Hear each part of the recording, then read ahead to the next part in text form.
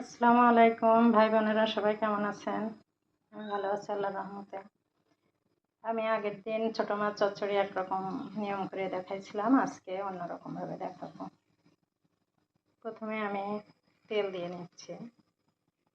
মাছ চচ্চড়িতে একটু তেল বেশি লাগে।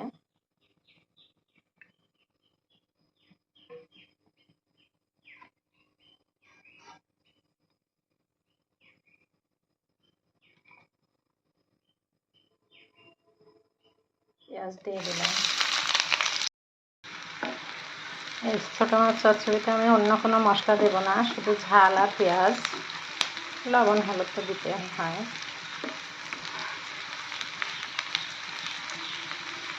এবারের ভিতরে ঝাল দিয়ে দেবো, লবণ দেব, দিয়ে একটু নাড়িয়ে নেব। এবার আমি একটু শুকনো ঝালের গুঁড়া দিব, এটা একটু কালারটা ভালো আসে। পানি দিয়ে দেবো একটু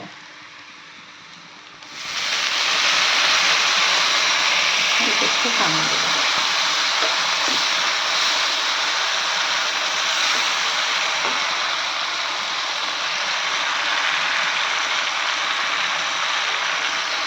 হলুদ দিলাম,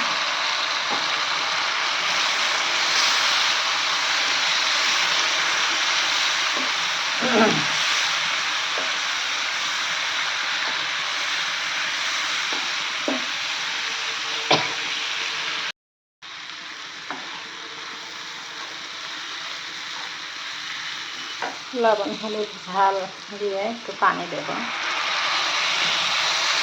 দিয়ে মশলাটা একটু কষিয়ে নেব।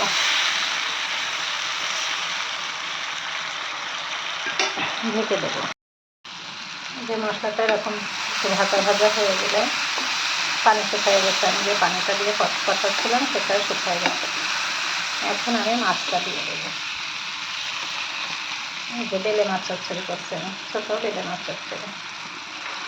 মানুষ অল্প, বাসায় দুটো ছেলে বাইরে আছে আর আমরা দুইজন বাসায় এখন।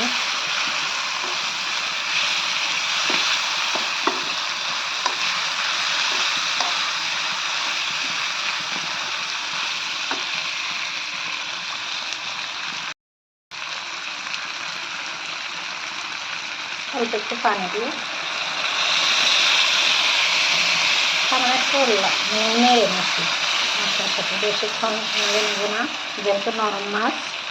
অল্প একটু মশলার সাথে নাড়াইয়ে পানি দিয়ে দিচ্ছি।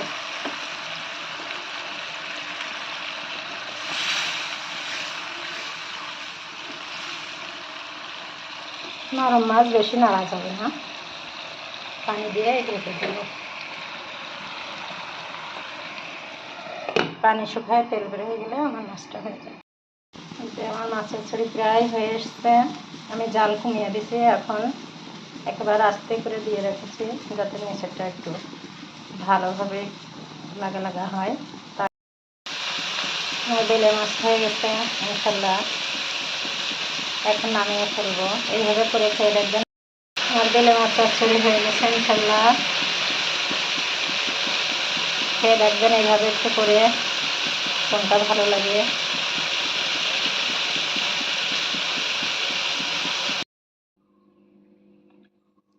এই যে আমার মাছ চচ্চড়ি শেষ হয়ে গেছে, আমি পাত্রে নামিয়ে নিয়েছি। খুব সুন্দর সেন্ট বেরোচ্ছে। আপনারা একটু এইভাবে করে খেয়ে দেখবেন। আল্লাহ হাফেজ।